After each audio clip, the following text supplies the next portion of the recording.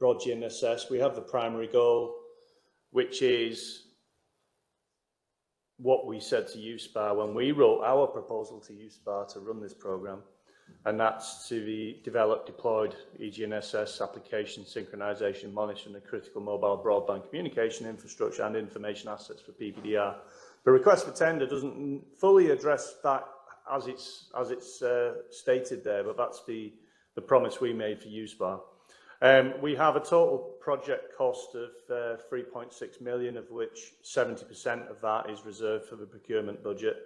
And that 3.6 million, by the way, is only 100%. It's actually 90% funded by USPAR. You don't need to worry about that because our free buyers are co-funding the 10% on that, which they sometimes forget about. But anyway, you are.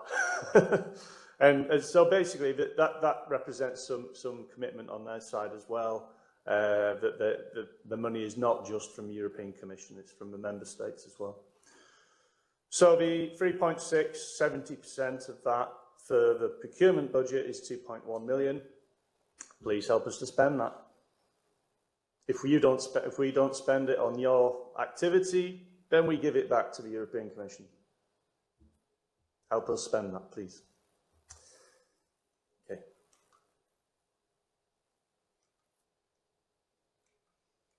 I've lost the diagram. The BroadNet one.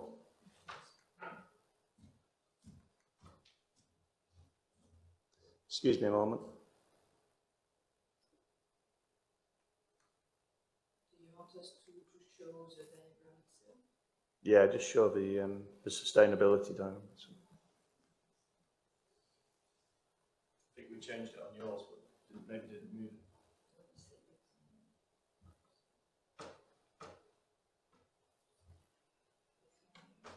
It's okay, I'll just explain.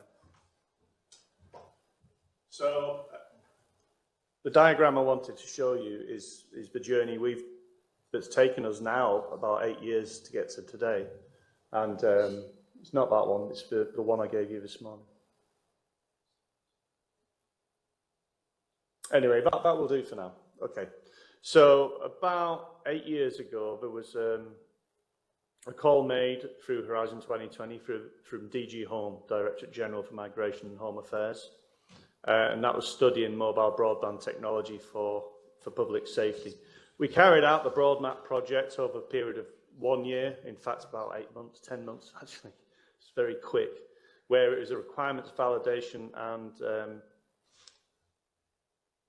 requirements validation activity where we consulted responder organisations across Europe on requirements for mobile broadband. There were about 700 requirements on that in that study, gathered from pre-existing studies, and they were validated across 270 plus public safety organisations across 18 member states of Europe. So quite a comprehensive study. That then fed back to the European Commission, to DG Home, who then called out for the big pre-commercial procurement, Broadway. And Broadway, much bigger than BroadGNSS, was a 14 million euro, or still is a 14 million euro pre-commercial procurement with a 9 million euro budget for procurement. And the goal in Broadway is to, as Renaud mentioned, well, both Renaud and Carrie touched on, it's about this operational mobility. So mobile technology, mobile broadband technology that can be carried around Europe by responders so they can carry out their operations wherever they are, whenever they need to, and with whoever they're tasked to cooperate. So Broadway is in its final phase right now, and just last week we had the first practitioner evaluation trial in Ljubljana, where about 80 people were in the area, of which I think 50 or so were responders coming from all over Europe, with that technology in their hands, trialing the technology in a real-world scenario. In this case, it was forest fire. And we didn't burn down the trees, but we did set up a forest fire trial around Ljubljana Castle last week. And in a few weeks, we'll have a drug chase trial around Kerkrade in the southern part of the Netherlands, which is on the border with Germany and with Belgium. So we get the cross-border aspects. And the final one will be a ferry fire scenario in Malaga on the harbour. And I've just flown in last night from there, talking to the harbour master for the organisation of that. Again, 50 devices are available there, mobile devices, with the mission-critical mobile services on there, all configured for cooperation between different agencies from different countries and with practitioners in different countries. So what you see here is a very large-scale activity in Broadway. And in Broadway, we have 11 member states as buyers, and of which in BroadGNSS, 3 of the buyers are actually here, and both in BroadGNSS and in Broadway. So we can't bring all 11 buyers from Broadway into BroadGNSS because of a budget restriction. It's a much lower budget. But as we go forward to the right-hand side of the diagram, BroadNet preparation. So in March this year, DG Home provided us with additional funds to take the sustainability activity outside of Broadway into an individual activity where we bring together not just the 11 member states, but other countries as well. So actually, we held a kick-off meeting in Salzburg a few weeks ago in May, and we have additional countries from Norway and Sweden came along as well, and the interest is growing. The interest is growing across the different member states. The interest is growing politically as well. So within the European institutions, the interest is growing alongside it. We had a European Council conclusion in June last year, which explicitly stated that Broadway is a primary candidate for this secure mobile broadband solution for Europe. And again, in March, the Law Enforcement Working Party of the European Council also discussed Broadway as a solution for that. So the interest is growing, and BroadGNSS is very, very closely linked to all of that. So when it comes to the potential market of your solutions, think big, because what we're doing here is growing quite fast, and quite quickly, and quite high. It's quite nice to see. So please consider that when you're considering investing in this as well, because really it will require investment, because probably the budget here is not enough to take your solutions into towards the end product. So you'll have to consider that as well. Ready? So we need to finish at 12, is that right? Okay, so we'll make a start on the detail now. That's mainly the introductions and the background and the motivation. So we'll make a start on the detail. We have to leave the room at 12 because there is another event here just over lunch. So we'll have to go out for lunch at 12, and we'll come back and complete. Ah, that's the diagram I wanted. I've said it already, but as you can see, about 8 years ago we began Broadway over 4 or 5 years now, and BroadNet is something we are preparing for, and it goes really big, really quickly. And BroadGNSS, it's a reasonably new activity, but the outcome of BroadGNSS will likely feed towards BroadNet, which by the time BroadGNSS finishes, BroadNet should be quite well established in terms of the member state involvement. I'm not saying necessarily there'll be a live BroadNet system by then, but we'll be very well evolved into that. Okay, that's fine. So we'll go now into the detail of the request for tender. Who's saying this? Is you? Yeah. So I'll pass over to Mary Christine. Thank you. Yes. Good morning to all. So I will try to guide you through the different legal challenges of the PCP. And then in the afternoon, you will have a part more dedicated to the technical challenges. So, as you know, that is just a very quick introduction because that was already mentioned. We did a revision of the tender documents, and then I will go more in details, but just to put the highlights of this revision of the tender document compared to the previous version, we try to simplify a few things to facilitate the preparation of bids. So there are now some possibility to change the composition of the consortium, authorization for new subcontractor, selection criteria. We have mentioned that the testing and validation, including security assurance, is not for the design phase, so you could address this requirement in phase 2. So that will simplify this objective that will not be, of course, evaluated. Selection criteria, so that is also something that is more than for phase 2, but for the independent and impartial subcontractors that will have to carry testing and validation. It could be a common subcontractor for several consortia. On the award criteria also, we have set some further explanation on sufficient information to describe how each sub-objective will be achieved. For the award criteria, that is something that will come and spend some time in that. We have changed the points that you need to reach. So the cumulative minimum has changed and has been lowered, so to make it easier for you. And we moved also some sub-objectives that are not mandatory anymore, but just nice to have. So in order to simplify the technical challenge. So going back to PCP, I don't know how familiar you are with this instrument. So pre-commercial procurement is a very specific approach for procuring research and development services only. So not product, but research and development services. This is an important tool to enable public procurers to develop solutions towards concrete public sector needs.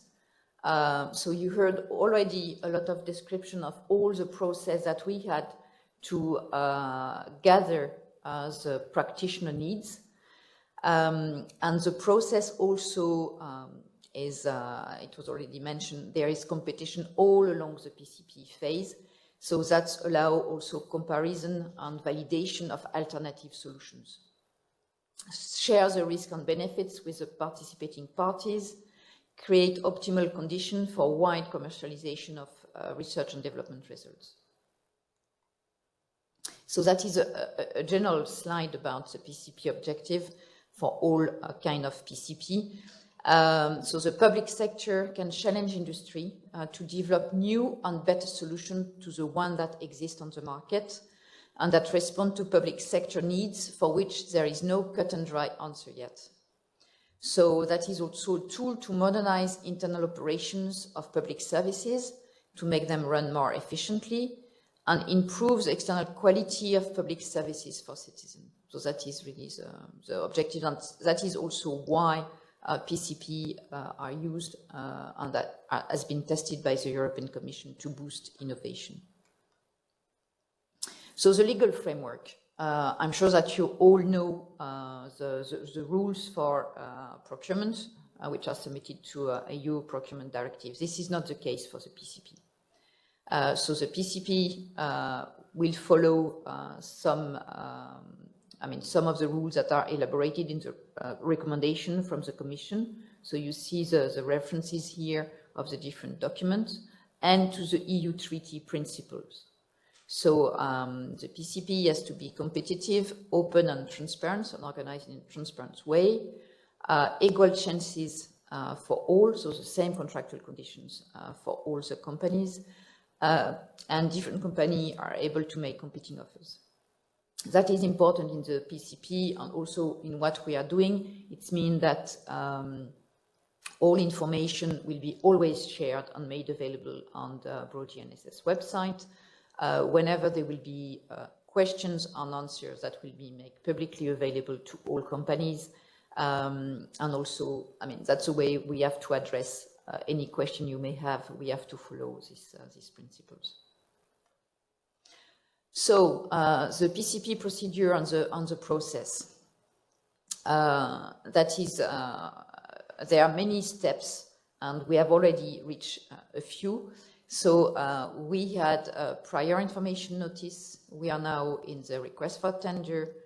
We'll have the evaluation of the offer we will receive, and then we'll enter into the contractual agreement for the PCP with the 3 phases, so the solution design, the prototype development, and then the pilot development.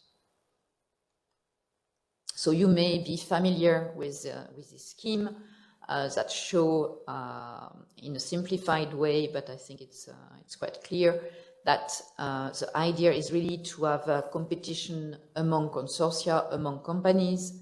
So more are selected for the phase 1, for the solution design.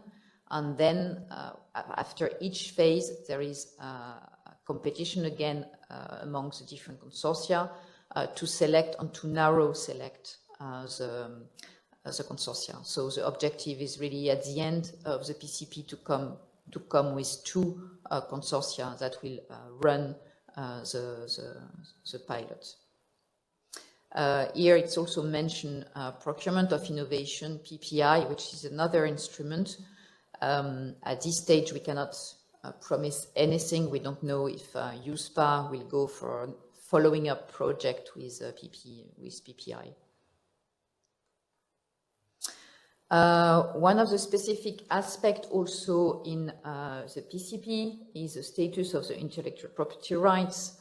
So of course, research and development providers are generating results, and they shall own attached IPR, but procurers shall be contractually entitled to use the result for their own use.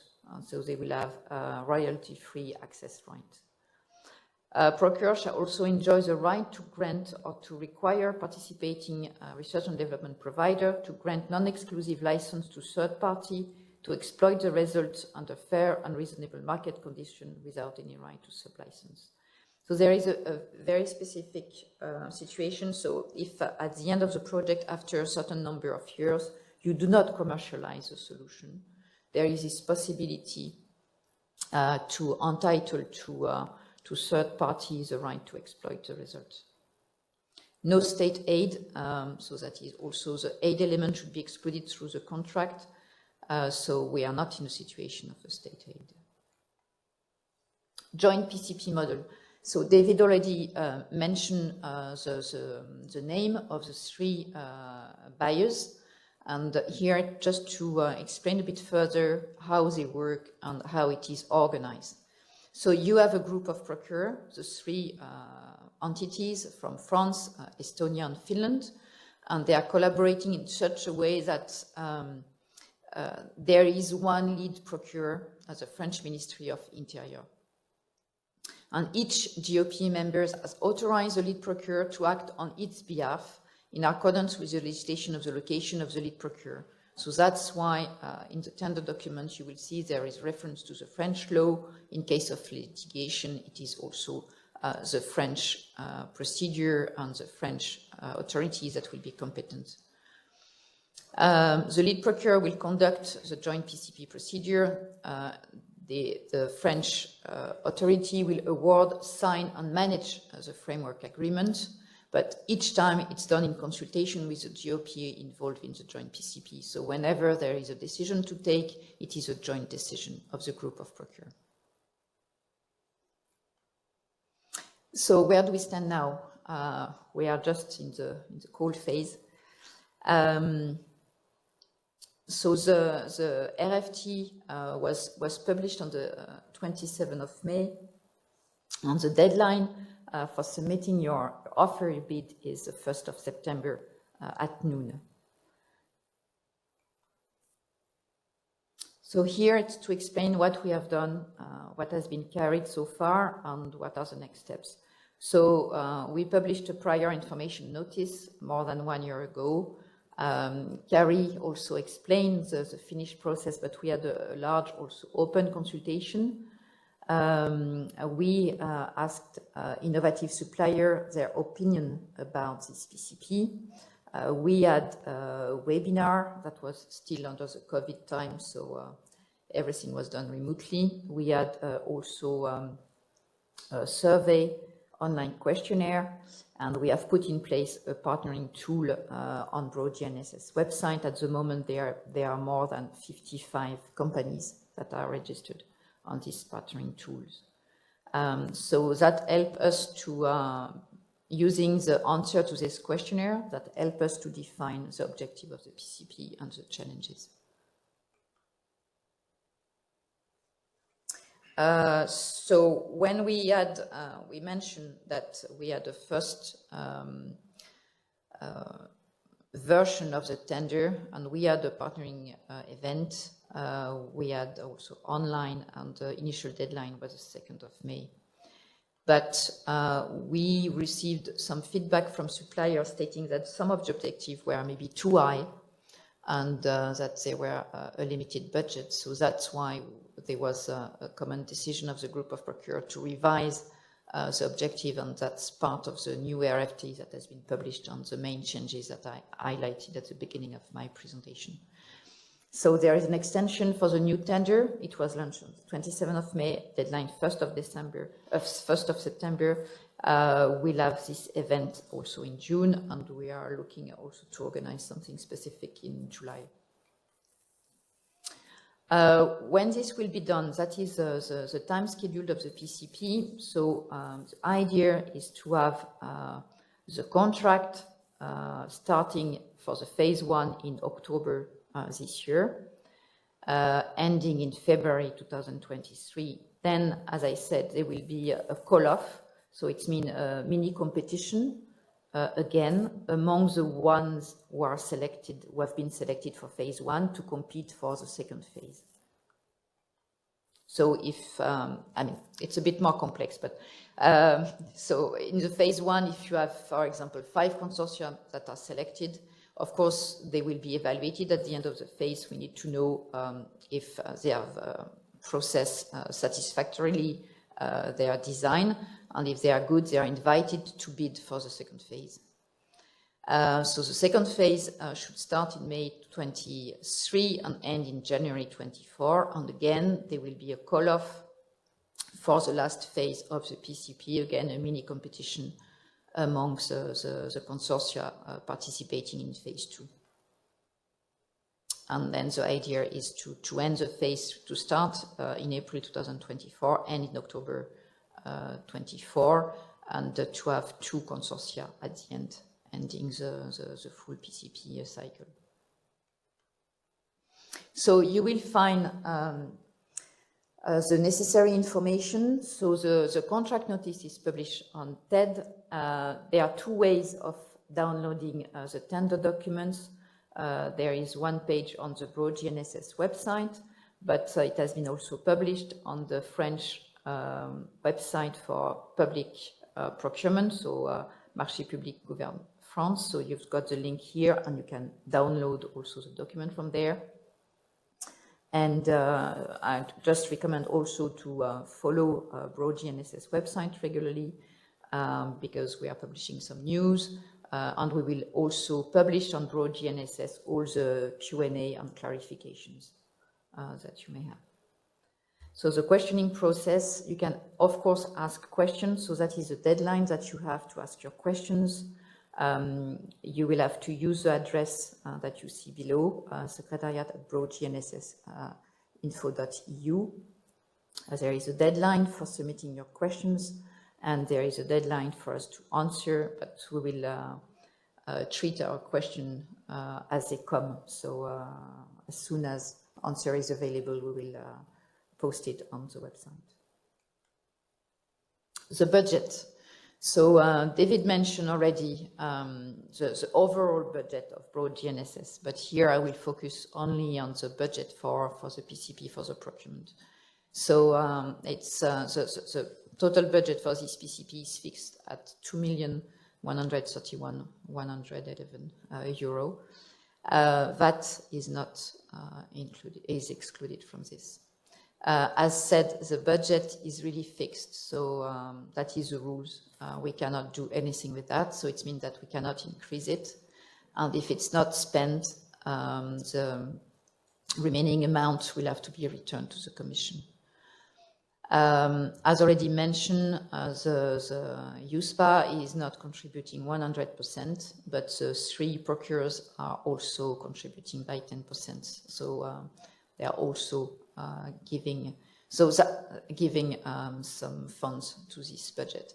And I think that is an important element because that shows that there is a commitment from these 3 member states, and they are really interested in the solutions that are being developed because they are investing in this PCP.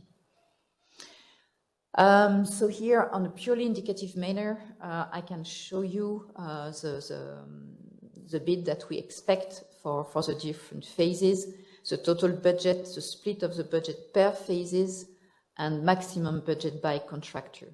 So for phase 1, we expect a minimum 4 contractor, and the budget per consortia will be the 47,950 euro for the solution design. And then you see the different budget per phase.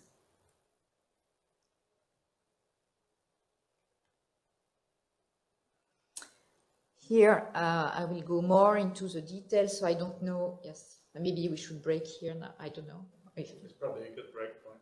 Yeah, because otherwise I will go into some details of the tender document number 1 with some technical issue and legal issue, so it may be not a good point to break. So I can leave the presentation now here about the budget. Okay, so yeah. What would be the scheduling now? Renaud, from what I understood, the room here is reserved from 12 to 1 o'clock. Is that correct? Okay. Shall we? Because we go out for dinner. Is that right? For lunch. Yeah.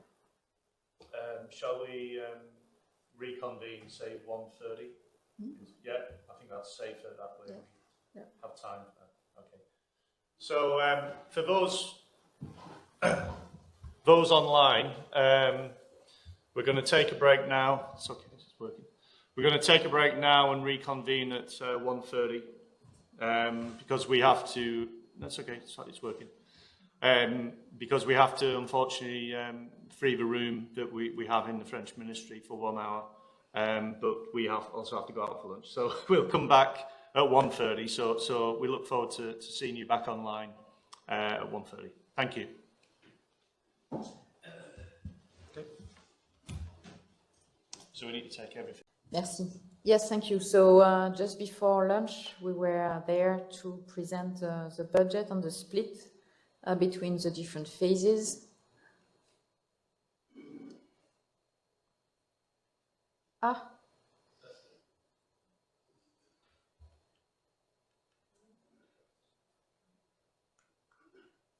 Yes. So